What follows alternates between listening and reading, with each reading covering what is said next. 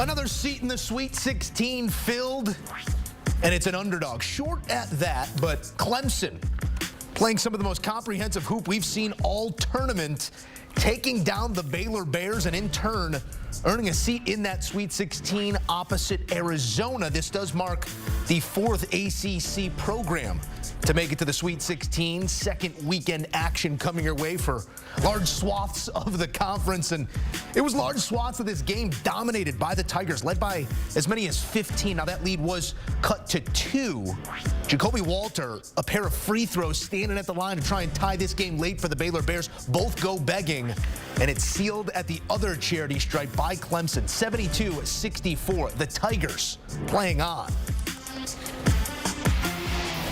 CBS Sports college hoops writer Chip Patterson joining us with his thoughts. And Chip, this was a great basketball game. Got a little tight down the stretch for Clemson due to, I don't know, a lack of offensive fluidity, but led for 36 minutes of this basketball game. Where did you see them most effective in taking apart Baylor throughout this game? I thought that they imposed their will early. You know, they were able to use P.J. Hall, Chase Hunter, Joe Girard, all the different pieces that they have to really expose Baylor as a team that plays a lot of matador defense. I mean, it's a team that all year long has not rated well as a strong defensive team. They've gotten absolutely torched by some of the best offensive teams on their schedule. And what this does is it puts a bow on an absolutely fantastic, dare I say, the best possible opening weekend you could have for a Clemson team whose floor and ceiling are spacious. And they were so much closer to their ceiling here. First against New Mexico, silencing the doubters that had them on upset alert. And then following that up with this performance against a good Baylor team. The nerves at the end, I feel like I could sense from here in our CBS Sports HQ studios.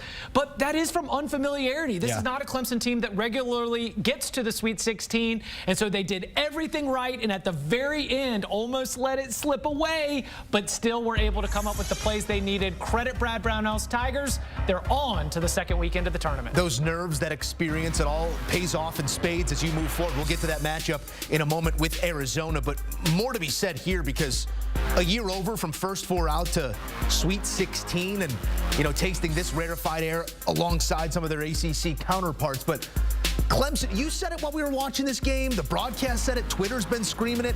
Sort of a sleeping tiger. There's no sneaking up on anybody in the Sweet 16, but maybe they've snuck their way to this moment. Where do they deserve the credit that we haven't given them to this point?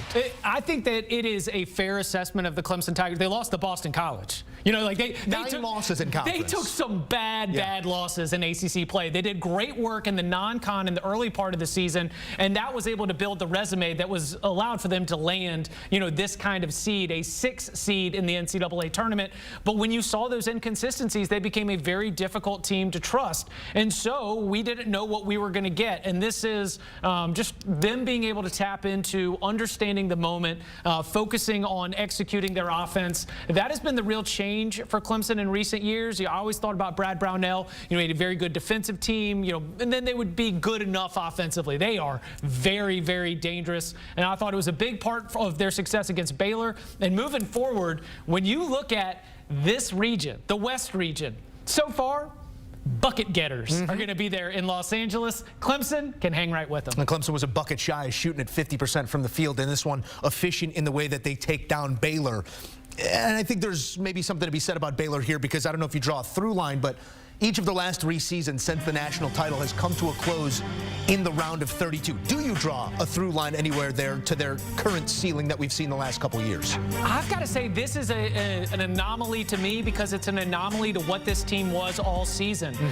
Baylor, a 39.3% three-point shooting team, top 5 in the country, just 25% from behind the arc in this game, 6 of 24. Baylor, 74% from the free throw line, 16 of 26.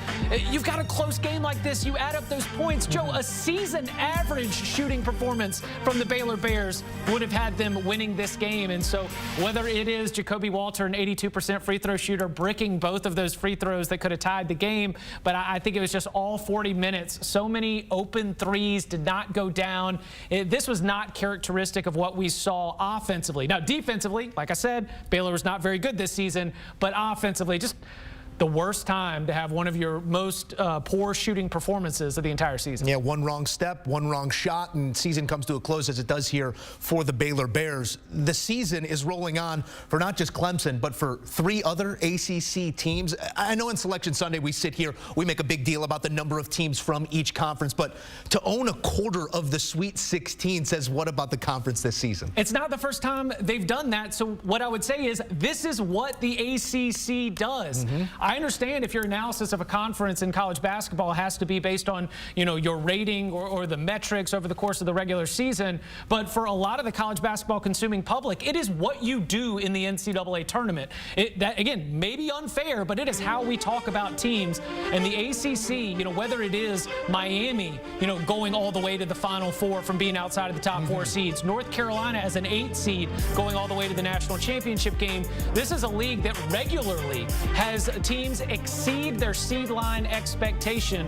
And I think that there is just something to be said about the fabric of a conference with so much history that when you say this is what we do, they're able to point to that long history to say that, yes, this is, in fact, what the ACC teams do in March. 4 feathers in the cap of the conference, and this is a Clemson team that will move on to take on Arizona for a matchup. I mean, I'm licking my cheek. You want to talk about bucket getters? This is going to be a fun matchup between these two, and we just saw a Clemson team that was put into a situation late in a game that might be worth some value. Arizona, more or less, has held their opponents like a little brother just an arm's length away for the entirety of the tournament. What do you see between these two when you put them on the same court? Oh, fantastic matchup of the bigs down low. We've got, PJ Hall, and the way he's able to stretch defenses out could be really challenging for Omar Ballo and the rest of those 7-footers that Arizona has. But clearly, the #1 challenge, is stopping Caleb Love. And that's where Clemson's perimeter defense has to be disruptive. They have to be able to make sure that Caleb Love is not able to get to his spots. This is a Clemson team that went into the Dean Dome and beat North Carolina.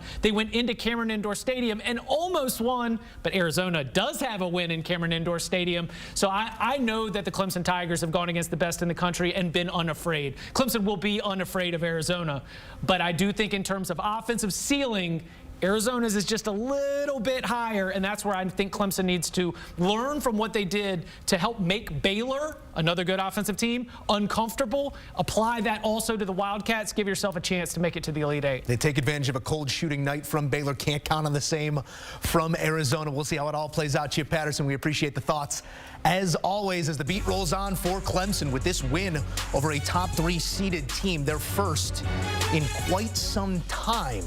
The Clemson Tigers play it on as they will get Arizona in the Sweet 16. More tourney coverage coming on CBS Sports HQ as we punch the final tickets. We'll have continued reaction from Clemson's victory. They sound off next on CBS Sports HQ.